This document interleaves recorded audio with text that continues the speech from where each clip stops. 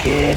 Defending one's castle is a mindset. You can use just about any tool to get the job done, but some tools are more effective than others. In today's video, I want to go over what's the best AR-15 for home defense. Not only that, but at certain price points. And I think I want to go over what I think the best AR-15 is for home defense. And it may just shock you.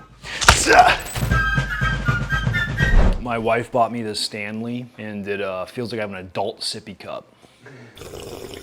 The AR-15 has cemented itself in American society. From Vietnam to the global war on terror, the AR-15 has been the go-to weapon of our United States military. Often demonized by the media as being a weapon of war not fit for the streets, it is ironically one of the most perfect weapons for de-escalating that interpersonal conflict when it becomes a little bit too intense. I'd also say the AR-15 goes beyond the interpersonal confrontation. Not just ruffians breaking into your house, but the Reds parachuting from the sky. Will they ever be able to pull off an invasion like that in mainland America? It's not happening, dude. You're never gonna get a Red Dawn. It's logistically like impossible. We had the largest armada ever assembled just to invade a French coastline. Dude, they're not pulling it off. And I hate to break your fantasy. Not even with robots? Not even with robots, dude. It's just not happening. This may age poorly as Elon's cat girl death robots parachute from the sky. Now, a big why behind the AR-15 is the cartridge itself. It fires a 5.56, or people like to call it the 2.23. It is a projectile that's moving extremely fast. Depending on the grain, it's always pretty much cooking at a very high speed. The velocity lends to its lethality. Historically speaking, it was considered a rather small cartridge. It's in the what we would call an intermediate family of cartridges. But because of its size, it can carry a lot of ammo, and it still deals out a massively lethal projectile that's going to stop a bad person. I would much rather have a AR-15 style rifle on me than just a pistol or a shotgun. Now, if I'm feeling like I'm a madman, a shotgun maybe not be a bad idea, but shotguns have been touted in the zeitgeist as being like the best home defense gun. And in some ways, I can kind of see the argument, but the problem is the shotgun's kind of like a bell curve, where on the bell curve over here, you have people that don't really know anything about guns and think a shotgun is really good. And then we have the people over here on the other end of the bell curve where they think the shotgun is like the perfect weapon, and that's all they use and they're masters with it. And if you ever come in contact with those dudes, you may die. In my opinion, there's a lot to go over with shotguns, but we're gonna save that for a different time because I do wanna work on that. So if you're new here, maybe subscribe, stick around. I gotta do the YouTube thing. Now, given my audience, this may seem like a preaching to the choir type thing, but if you're a gun guy, chances are one of your friends or acquaintances, and if you don't live in your mother's basement as a cave dweller, then people may ask you once they find out that you are interested in firearms or know a lot about them, what's the best X, Y, and Z? In this case, what's the best AR-15 for home defense? And the goal is to kind of lay out some general thoughts, give them a quick answer, but let them know that there is more to this than they may think.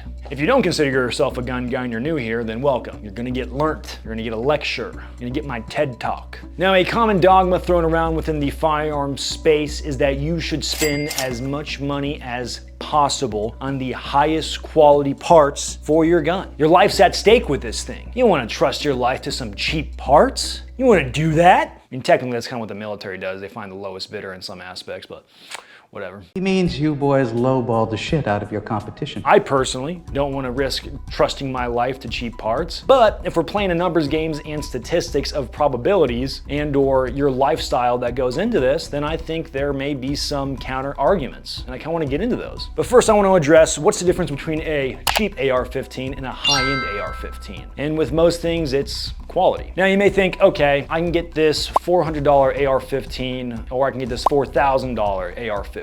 So they both work and shoot. Well, why should I spend all this money for that one? Well, it has to do with the make, finish, materials, the fitment, the specs. You're dealing with measurements of like a 0.000th of something. Like my machinists and my guys that work with this stuff are all like, they like stressed out getting their degrees, studying all this stuff, and they could probably talk your ear off about it and then you would fall asleep. But it has to do with the quality, the materials used. You're dealing with a machine. If you don't sacrifice your wallet to the machine spirit may get mad.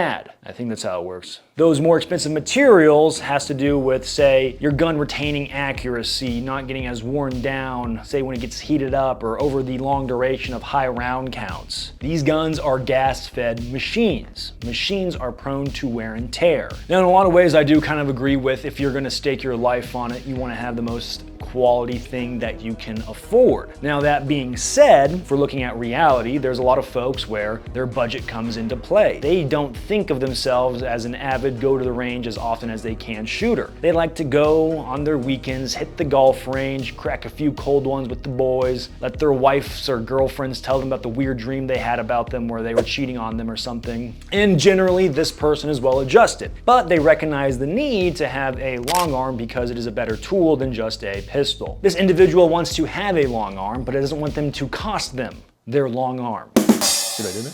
Not bad, huh? This bracket is known as budget or low tier. Now technically there's nothing really wrong with this category. It's an affordable price bracket. It gets the job done. You just gotta know your limits on this category, really. Now to me, there's kind of two big ways to go about getting a budget build. You can either buy all the parts as cheap as possible separate, put it together, or you can just buy out a complete rifle for super cheap. I've seen deals for rifles from these manufacturers that go for extremely cheap, talking like even sub 400, and it's actually insane. They may even have sales, like blim sales, where there's a blemish on the rifle, so it's just a cosmetic thing and it lowers the value a little bit, and it's like even that much of a sweeter deal. Now before we get to the setup of this gun itself, I do want to cover barrel lengths. A visual representation of barrel length. Here's a 20-inch barrel.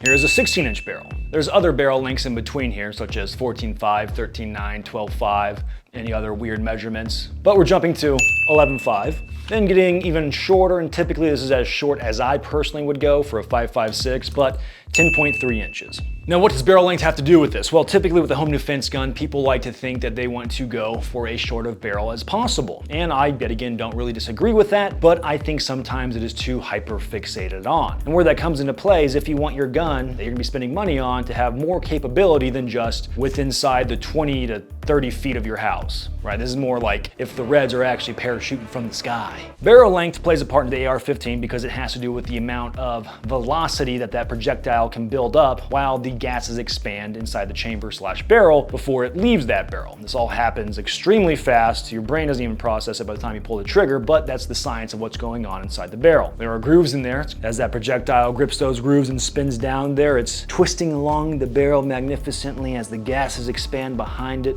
There's also a thing called dwell time. It's the amount of time a bullet spins inside of a barrel. So if you imagine the bullet going down the barrel, all happening at extremely fast speeds. Dwell time is the amount of time a bullet spins inside of the barrel past the gas block. And it has to do with like reliability, timing, all that stuff. Your gas system will come into play, but if you buy one of these and you don't mess with it too much, then you may not have to worry about it. We're getting like, this is like the simple stuff. Most of the AR-15 rifles that are available in the market are typically 16 inches. There can be shorter ones where it's called a pin and weld, where the overall length of the barrel is 16 inches, but where the flash hider is connected to the barrel, it's actually shorter. Say you can buy like a 13.9 pin and weld, and if the flash hider is overall 16 inches, then it's legal. And what I'm talking about is the NFA. It's this legal rulings that came out way before any of us were born that talks about the legal length of a rifle. Since this ruling came out way back in the day, you can't have a rifle shorter than 16 inches without paperwork. A $200 tax stamp to be exact. If you do not pay this tax stamp, you will get 10 years in federal prison and or a $500,000 fine. All over some arbitrary measurements on a rifle, despite the constitutional right of the Second Amendment. If you're new here and you don't like that, then you are going to fit right in.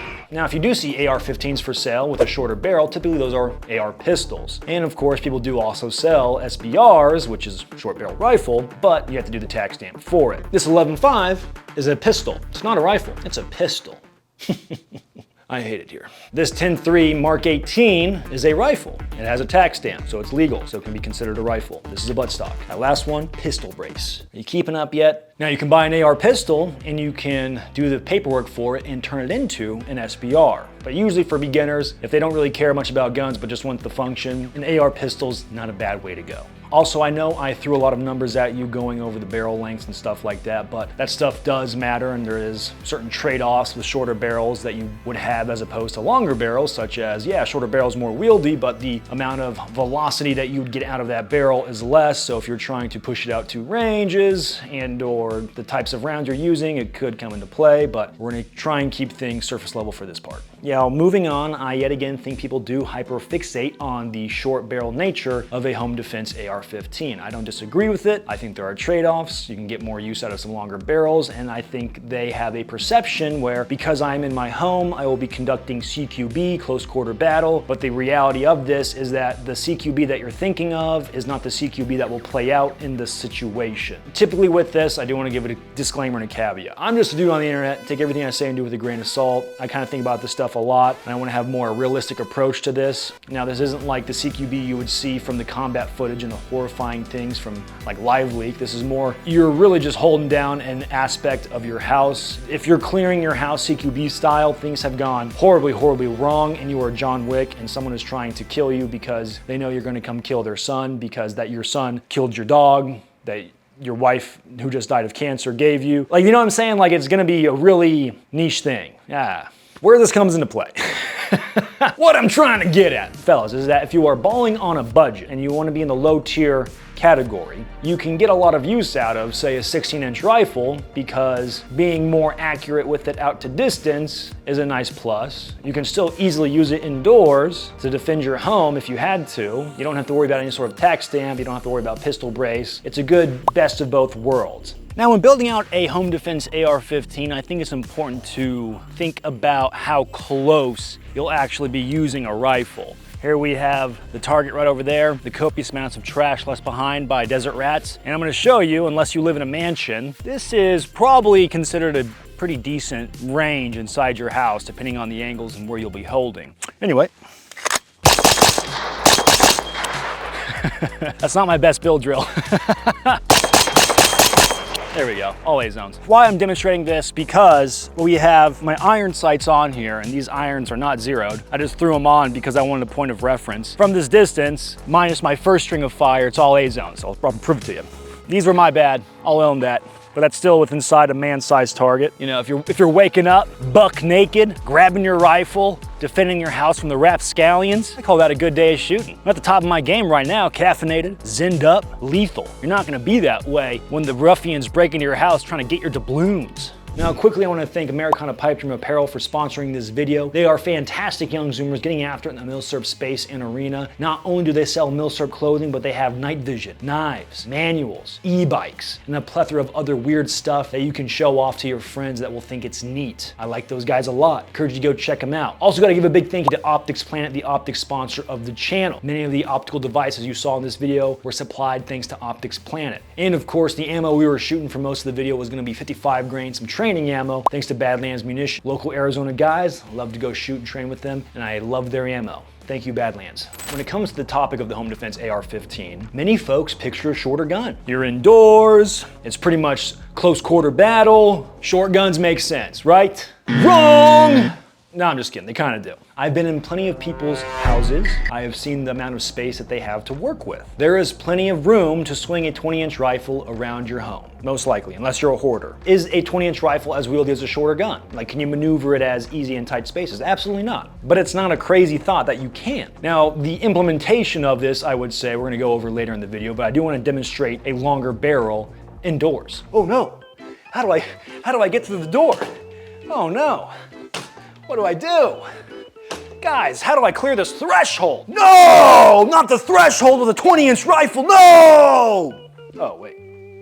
Realistically, okay, you hear some tomfoolery happening at your front door. You kind of come out, maybe you're clearing out a little bit. I don't know, but say they haven't breached through. It's like, okay, they're pounding on your...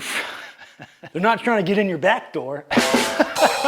So it's like, okay, if they're coming through your front door, maybe you're holding on it right here. To me, it's like you kind of identify if they're still trying to get in, you could start to think like, okay, well, I could own this space. I don't think there's anything wrong with that. You let them know like, hey, this is gonna be a bad idea. You could do call outs, you could do whatever you want in theory. Stop, no, don't do it. And from here to the door, it's pretty much point shooting. Like I can look over my optic and I know I'm gonna hit whoever tries to come in. I guess what I'm really trying to illustrate is the amount of space you have to move around with a 20-inch rifle. Like it's not gonna get in the way unless I'm trying to clear a really tight threshold. I'm sure your living conditions may vary. Say you're in a double wide, you're in an apartment, you're in a house, maybe you're in a really big house. Maybe you can set up a Barrett 50 cal down your hallway. That'd be pretty sick. Personally, I prefer the GBRS method. You can scan all your sectors. No matter how long the barrel length is, we're good. All right, so the barrel demonstration is kind of a funny haha thing, but it's mainly to show that you don't have to get hyper fixated on barrel length entirely. Like, you don't have to worry about having the shortest barrel possible inside your house, because chances are you can probably get away with a longer barrel and be just fine. So you bought your budget AR-15, how do you go about setting the thing up? And there's really some basic things that you need, and you don't have to break the bank on it. And I will say, part of my thoughts do get kind of controversial here as far as the gun guy dogma goes. Here is my budget build. Started as like a cheap PSA upper that I got for super duper cheap. There's an SBA-3 pistol brace, so it's an AR pistol. Now, ignore the can, because chances are if you're in the budget category, dropping a whole bunch of money on a can may not be what you're looking for. Technically, to get the job done, you don't need a can, but firing off a short barrel inside of your house, you're gonna wish maybe you had some kind of can on there, because it is very loud. The basics that you really need: a pair of iron sights, and then you need a flashlight. I would say that's the bare minimum. I usually just always opt for a Surefire G2X as my poverty build flashlight. I think they're like 70 bucks, I wanna say. And then you don't even need a mount, because I can just duct tape it onto the gun. It's kosher, 100-mile-per-hour tape. It looks cool. Delta guys were doing it before we were even born. People will say, okay, you gotta get a sling too. Technically, if you're just running around with this because you're gonna be buck naked, you don't have to carry anything else in theory, then I think you could get away without having a sling. Now, if you're gonna take this out and about and use it with other guns like a handgun, chances are you're gonna want a sling. Now, when it comes to the quality of parts, say the rear iron sight, we're not shooting out to distance. If you're a person that doesn't plan to take this out and shoot it a lot and really put it through its paces, technically, I think you could skimp out on price for your irons here, because you're just not gonna be abusing the rifle as much as you would. The quality of the accuracy isn't that big of a deal. It's mainly a really good reference point to have so you can be accountable for your rounds. Now, on the topic of magazines, I'd always encourage you to get the best stuff possible, but if we're being realistic and you're really balling on a budget, technically I think you could get away with it. Some of you may be restricted by states, laws, and stuff like that. If you're a California guy, you probably have to use some sort of weird like muzzle loading 5.56, which sucks. Feel bad for you. For the rest of us that are in free America, I would always encourage you to have plenty of mags on hand, but yet again, if this is a budget thing, technically you only need one mag. Technically you don't need one. You can just breech load it, I guess. It's a bad idea, but you're gonna want a mag. You're gonna want like a handful of mags. Typically, serious shooters will have their mags that they keep nice and pristine. They don't get dirty whatsoever. There's no wear and tear, and that's like their go-to mags for self-defense. And then they'll have like their training mags they use and abuse. Now, advancing through the tier list, we get to the mid-tier weapons. We're looking at $800 to $1,800. This is where the options start to get fun, because not only can you start to get a much more reliable weapon that you can really use and abuse for thousands and thousands of rounds. I think most of us fall into the mid-tier category. I've trusted my life to mid-tier weapons before. Technically, some of these guns may have been military issued, depending on the brand and how much the military procure them for. So mid-tier guns, despite the mid-tier name, I think are very good category to be into. Here's an example of one of my mid-tier build guns, the AR-15 itself. All the attachments on it really do jack up the price, but at the baseline gun, this one actually was technically a budget gun, because I got it for $750 back in the day, and I've used it ever since, and it's one of my favorite rifles. Now, when you do get into the mid-tier, you do start to see a lot more attachments coming onto rifles themselves. Bro, really looks like he Call of Duty maxed out the animations on this thing. For instance, not only do we have a red dot, we have an LPVO that the red dot sits on top of. We have a laser aiming device, we have a white light on there, we have a suppressor, and then we even have the folding stock function. Whoa! Wow! Folding stocks on an AR-15, they're kind of neat. It's good for stowing them, but you don't really need it. The idea behind this is that you get a lot more bang for your buck. When you start to get into the mid-tier category, you're dealing with a different kind of mindset than just, say, a budget build gun, where you just want that thing for strictly home defense, and that's all it's ever gonna do. A more mid-tier is like you can take it out to competitions, you can go to shooting courses and train with it. If the Reds do parachute from the sky, you can use it to defend your country and stuff like that. So that's where the more of the mindset comes behind. It's much more of a tactical fighting rifle. And of course, I could still easily defend my house with this thing. Now I must reference the sacred Venn diagram. Colton is off camera because we don't have an easel at the moment. Thank you, Colton. Everyone say hi. Pipe down over there. All right, so here we have the AR-15 Venn diagram. At the center of it all, you can pretty much use all these guns technically for self-defense. They fire bullets, right? Well, there's these subgenres that they all kind of excel at. Say you got your hunting kind of build AR-15. Say you got your tactical AR-15, and then you got your competition AR-15 over there. Also, I'm sorry for my spelling. I live in the age of autocorrect, and I didn't feel like word checking my accuracy. So for the big three that I thought of, they have their overlap, where with competition and hunting, they need precision. It needs to be really accurate. Or say for for tactical and competition, they need precision, they need to be really accurate, they gotta have some level of speed, reliability. You don't want your gun jamming in a competition, you're gonna lose time, you're not gonna become a grandmaster, like Hunter Constantine. He haunts my dreams. Now with tactical and hunting, you're still worried about precision and accuracy. Say if we look at the tactical genre, which we're kind of gearing towards with the self-defense AR-15, a lot of different things stand out. Say you got rugged, where you really want the gun to work whenever you pull that trigger. That's the whole reason it exists, otherwise you're gonna die. Then there's other subgenres such as cloning, or retro cloning, or duty and warfare, or there's the history, where it all kind of combines together with cloning and retro. Typically, with the tactical AR-15, they kind of come from that whole duty or idea of military service, and then a lot of times with the civilian world, we kind of base our builds what those guys are using because they're putting them through their paces very hard, and even sometimes the military world look at the civilian world of what they're doing because we're also putting our guns through their paces, and it's kind of like a feedback loop.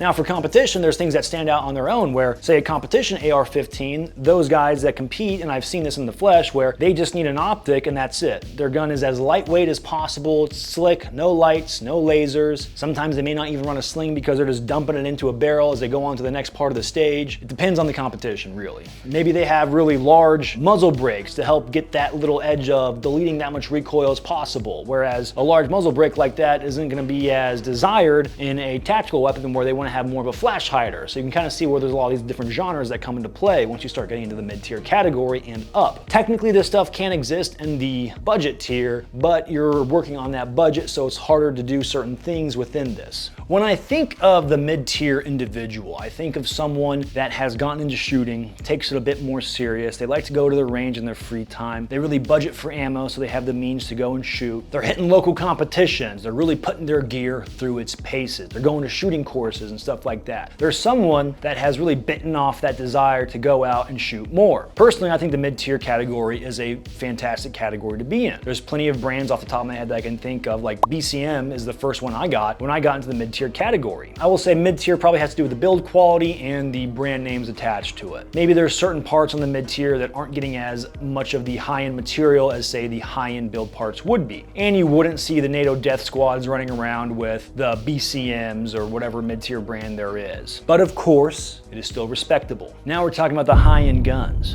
$1,800 and up. You're not balling on a budget, you are the baller. Or you just max out your credit cards. Brands like LMT, Knights Armament, H&K are the brands that I think of when I think of the very Gucci guns. Are there plenty more? Yes, but I'm working off of my small little brain. I'm not an encyclopedia.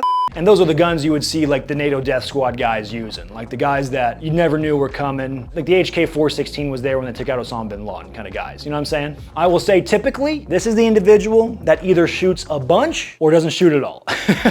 Typically this person has made owning firearms their entire personality. If you don't have XYZ brand, you're gonna get killed in the streets! This person is usually way too well informed of what's happening within the gun industry. He has forgone the warm touch of a woman, instead seeking endless knowledge on his favorite high-end Gucci platform. The high-end guns are plenty qualified to lock down a hallway in your house. Typically when we're looking at the high-end gun builds, they're gonna be always tricked out to the nines. Lights, lasers, optics, silencers, great triggers. No box is unchecked, they're dialed in. The guy that owns this knows he can sleep well because he hopefully is getting his money's worth because he's actually out there shooting them. Typically, it kind of falls in line with a similar thought process as the mid-tier guns, where it's like taking it out to competitions, you're training, you're hitting the courses, and then worst comes to worst, if the great cataclysm happens and the Reds jump from the sky, you will defend Burger Town with this thing. Now, would I encourage the individual that just wants a basic AR-15 to go out and trick out a gun like this for home defense? Not really. Now, if this individual was rolling in the dough and wants to go out and trick out a gun like that, more power to you. But if someone is concerned about their financial situation, then you can get a lot more bang for your buck from the other two tiers, the mid and low tier. I personally am very content with a very simple setup. I would feel very happy and safe knowing that this was my bedside gun. I have everything on here that I need, nothing I don't, and the distance that I have to land shots is so aggressively close, I'm not worried about any sort of magnified optic or red dot, because I know that chances are if I have to squeeze a trigger, it's going to be within such a close proximity that missing is going to be very hard. I like having iron sights on my home defense gun. I don't have to worry about changing any sort of batteries. I don't have to worry about turning a optic on whatsoever. I can just grab it and go. I will say really one of the most important parts is actually just becoming familiar with your home defense rifle. If you can afford to go to some course, I'd say that's not a bad idea, but But if you are really strained on time and money, then heading to your local range and getting familiar with it in the most basic sense is a really good idea. Proper firearm safety, that's a big one, not clacking off around in your apartment complex. Generally, you can do a lot with dry fire training, just manipulating the gun and knowing the ins and outs so that when you do wake up, say you're really sleepy,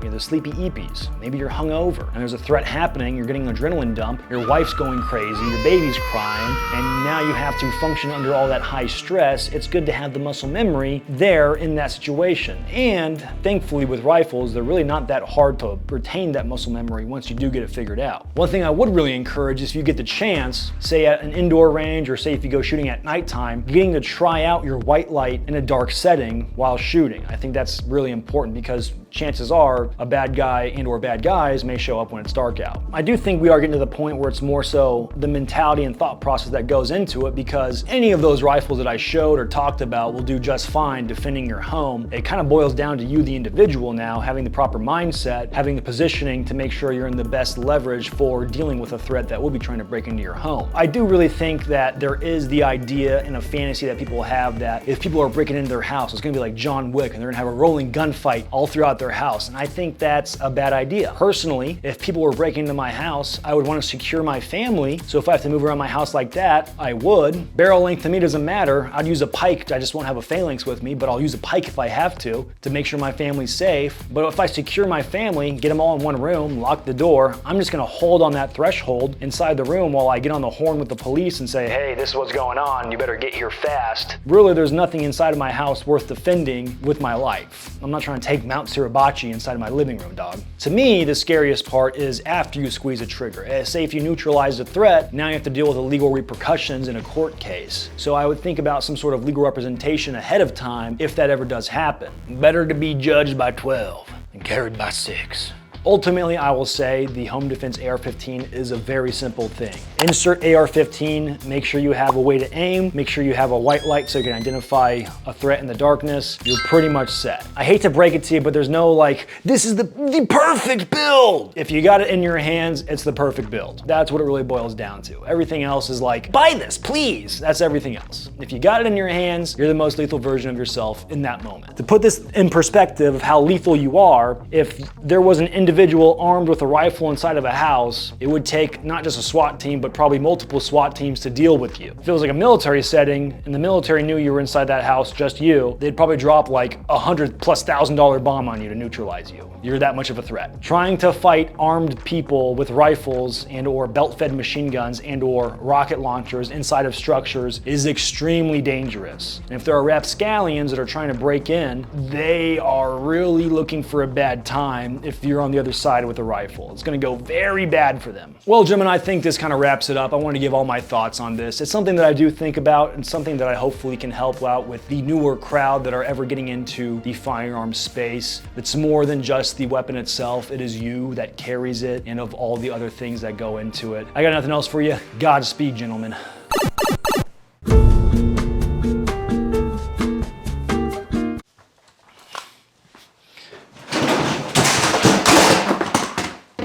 That'd be funny for the video.